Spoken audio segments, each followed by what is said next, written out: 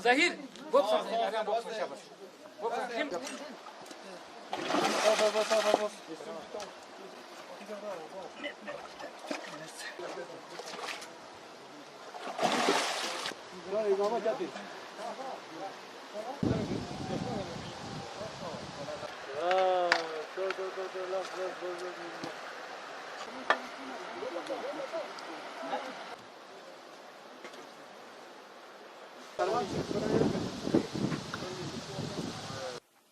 पहली बात तो लफ्ज़ कारगिल किसी तारुफ के मोहताज नहीं है, और जब इसमें बरू की बात आती है तो बरू वो इलाका है, वसी इलाका, जो कारगिल का मेन टाउन इसमें ऑक्युपाइड रहते हैं।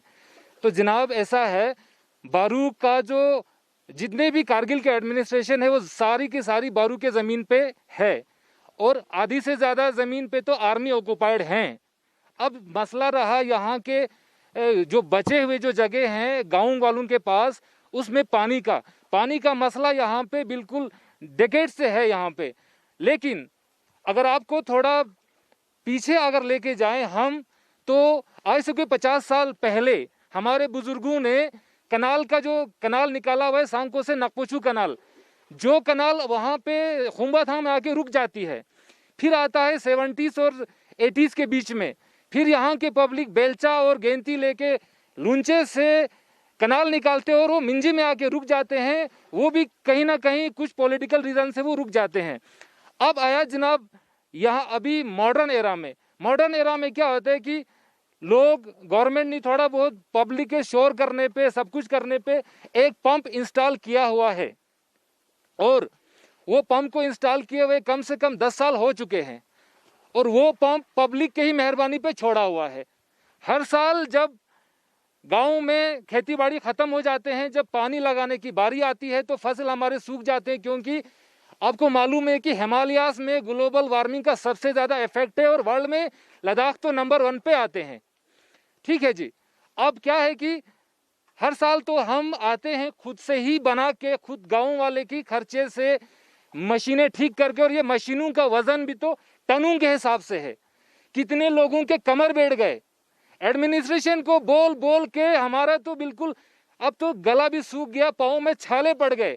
इरिगेशन कनाल का मसला जैसे आपने बताया 10 साल से हमें इतना दिक्कत आ रहा है, दुश्वार आ रहा है। हम एडमिनिस्ट्रेशन के पास तो हम बार बार गए हैं, टाइम टू टाइम गए, इंफॉर्मेशन दे रहा है, लेकिन वहाँ से हमें कोई सपोर्ट नहीं मिल रहा है। देखो हर साल हम इस मशीन का रेता निकालने के लिए हमारे पब्लिक को आना पड़ता है। मशीन ख़राब हो रहा है, पिछले दो साल से हम अपने खर्चे पे, लोगों के खर्चे पे बना रहे हैं। सिर्फ एडमिनिस्ट्रेशन दावा कर रहे हैं कि हम ये बना रहे हैं, दे रहे हैं, लेकिन ऑन द ग्राउंड हमें आप देख रहे हैं। हम आपका भी बहुत मशकूर है कि आप मीडिया के थ्रू आप हमारा ये प्रॉब्लम जो है आगे तक पहुँचाएँ लोगों को, एडमिनिस्ट्रेशन को।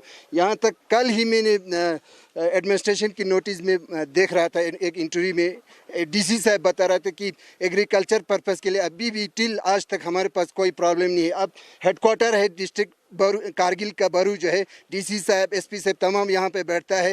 हेडक्वार्टर का ये मसला है। आप ऑन द ग्राउंड देख रहे हैं। हमारा रिक्वेस्ट है एडमिनिस्ट्रेशन और काउंसिल से, या आप हमारे ज़मीन, हमारे इरिगेशन पर्पस जो है आप खुद संभाल लीजिए पूरा, और नहीं तो हमें फ्यूचर के लिए, यानी इस चीज़ में अभी हम जब डिपार्टमेंट के पास जाते हैं तो कंसर्न डिपार्टमेंट बोलते हैं हमें इसमें रिनोवेशन और मजीद इसको बनाने के लिए हमारे पास कोई पैसा नहीं आता है, बोलता है प्लान में कोई पैसा शैसा नहीं आता है। तो हम मजबूर हो के, हमारे लोग अपने जवान लोगों को ला के टाइम टू टाइम हमें ये चीज़ें निकालना पड़ता है, और अपना यानी एग्रीकल्चर पर्पज़ के लिए हमें टाइम टू टाइम ये चीज़ें बनाना पड़ता है। सर एक चीज़ हम देख रहे हैं कि जितने भी गांव के जो मैक्सिमम जो लोग के बरू इलाके के वो यहाँ पर आ रखे हैं। इससे पहले भी कभी आप जो यहाँ के जो डीसी साहब हैं, जो कंसर्न डिपार्टमेंट्स हैं, उनसे कभी आपने ये फरियाद की कि पिछले कई सालों से हम ये काम कर रहे हैं, अब ये जिम्मेदारी आप खुद संभालें, कहीं ना कहीं आपका भी ये फ़र्ज़ बनता है कि इस चीज़ को आप संभालें, ताकि लोगों को जो है यहाँ से पानी मुहैया होता है पूरे डिस्ट्रिक्ट की? जी सर, देखो ये बरू से